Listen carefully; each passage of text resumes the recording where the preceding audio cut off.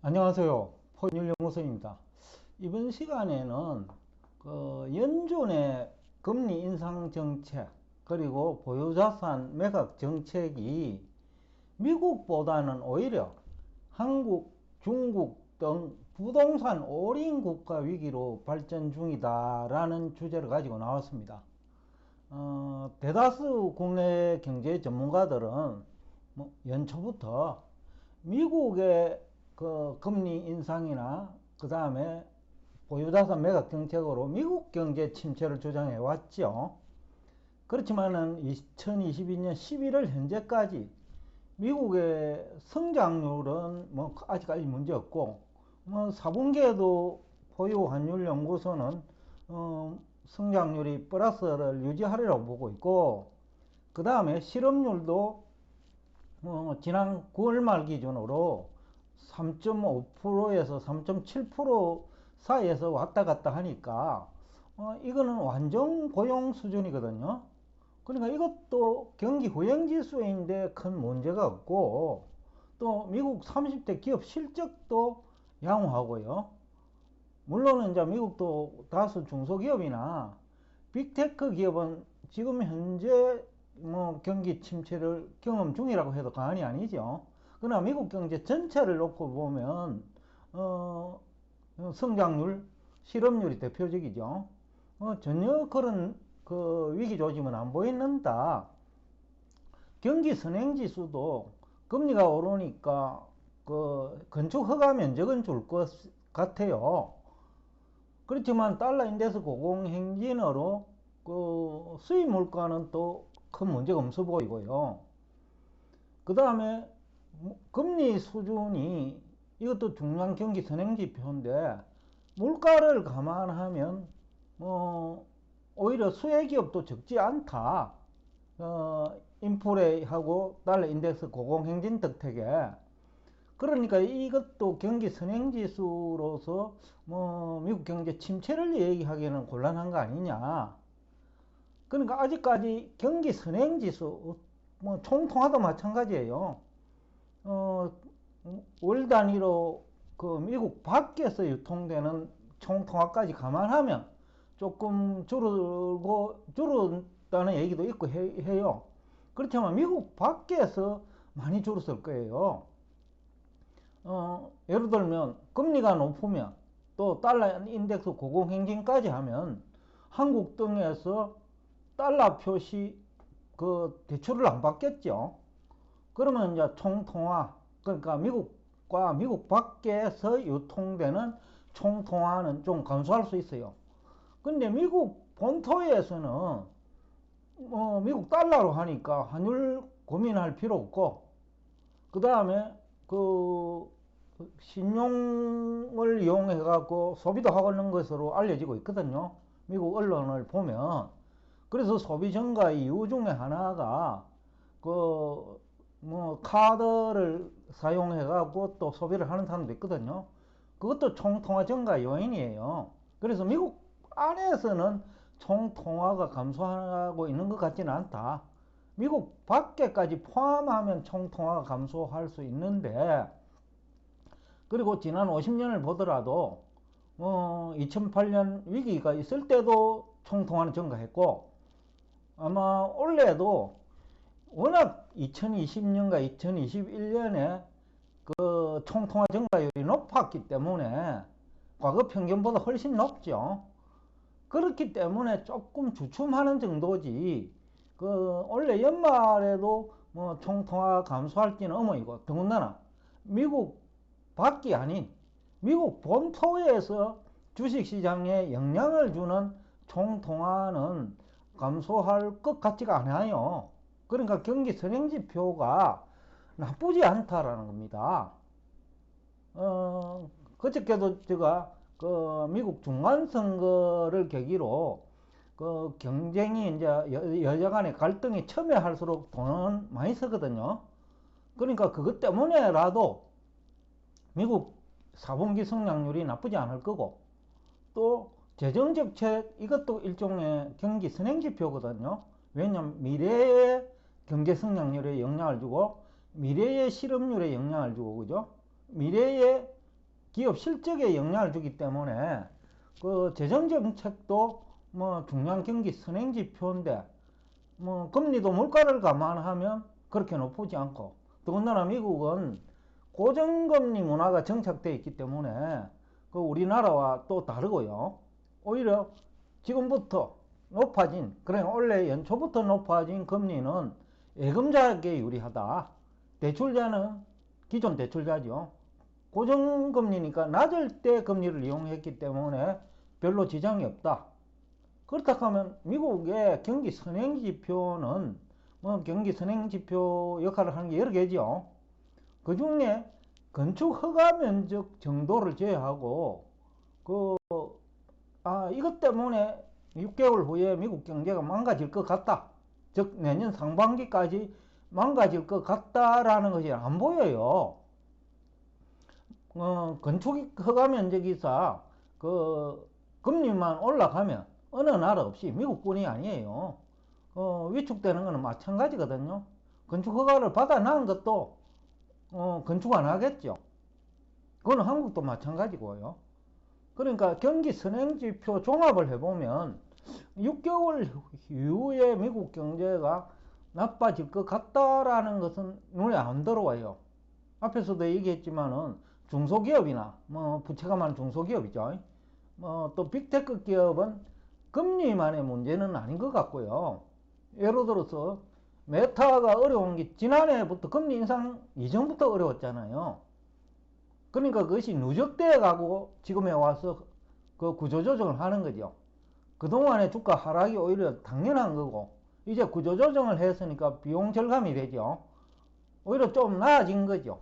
해석하기에 따라서는 지금부터는 메타 주가가 이제 상승하더라도 문제가 없다.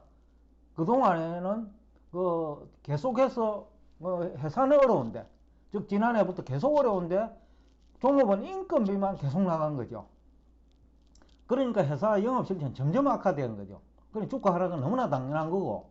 근데 이제 구조조정을 뭐 13% 가까이 했으니까 이제는 좀 인건비가 제일 비중이 높기 때문에 메타 주가 하락도 이제는 한계가 있지 않느냐.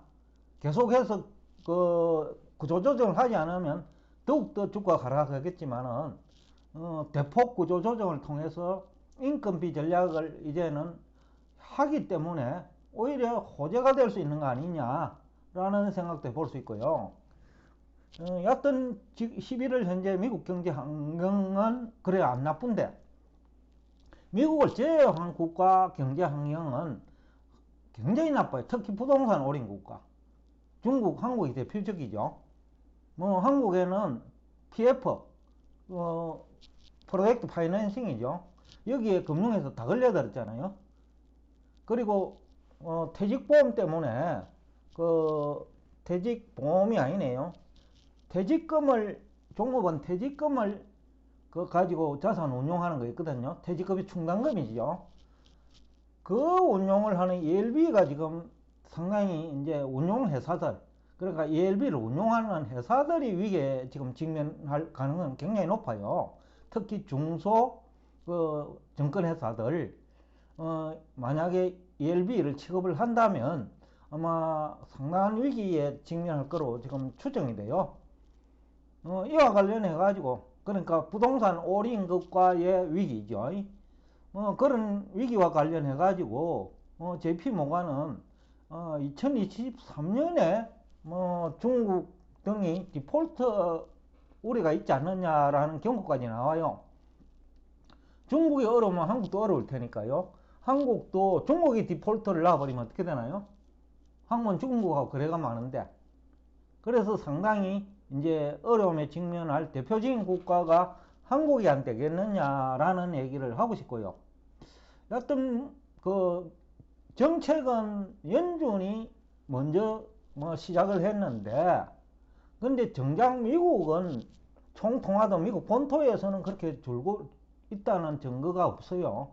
미국 밖에서는 여러 가지 증거가 나오는데, 그러니까 총통화라고 하면 미국 총통화라고 하면 미국 밖에서 유통되는 M2도 포함하고 있기 때문에 미국 본토에서 총통화가 감소하고 있다라는 것은 확인하기 어려워요.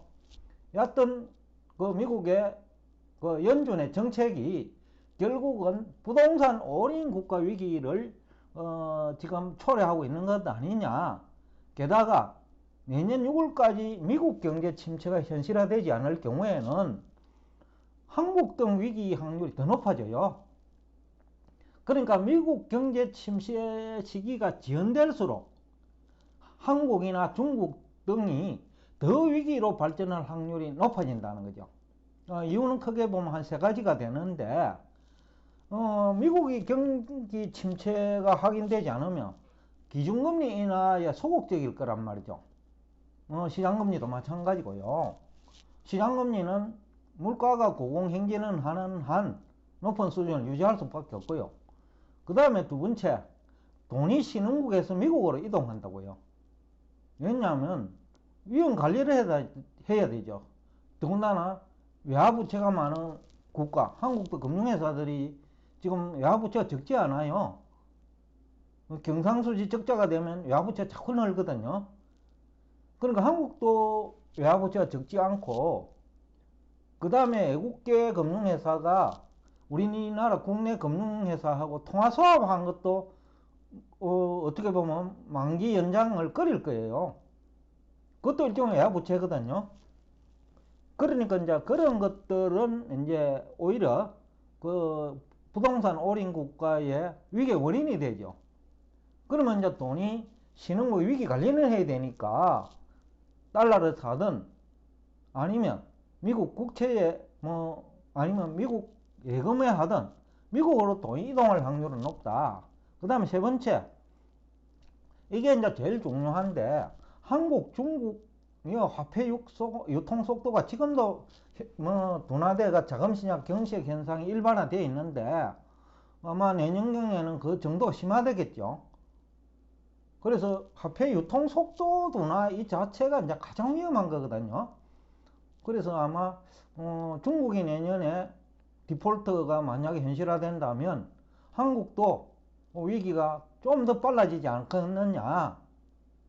오히려 미국 경제 침체 시기는 더 늦어질 가능성이 높다. 왜냐하면 돈이 이동하고 그러니까 미국으로 이동한다는 거죠. 그리고 한국이나 중국 등은 자국 내에서 화폐 유통 속도가 현저하게 둔화될 거거든요. 그러면 이제 자금시장 경색 현상은 심화되고 금리는 이제 더 올라간다는 거죠. 그리고 부동산 가격은 더 내려가고, 이 경우에 이제 경제 위기와 금융위기가 현실화될 수 있지 않느냐 라는 얘기를 하면서 정리하면, 연준의 긴축 정책인지 포유한 연구소는 금리도 인플레 물가 상승률을 감안하면 이게 과연 저금리인지 잘 모르겠고, 그 다음에 연준의 연준의 금리 정책으로 총통화가 미국 본토에서 감소하는 증거는 어디에서 찾을 수 없다. 어디에서도 찾기 어렵다. 그렇기 때문에 미국 경제 침체 시기가 지연될수록 한국과 중국 등의 위기로 발전할 확률이 높아지고 그 시기도 빨라질 가능성이 높다. 그러므로 여러분들이 주식, 채권, 부동산 모두 주의에 또 주의를 기울이면서 자산시장에 참여하기를 권유랄고 조언이라고 표현이 좋겠네요. 조언하고자 합니다.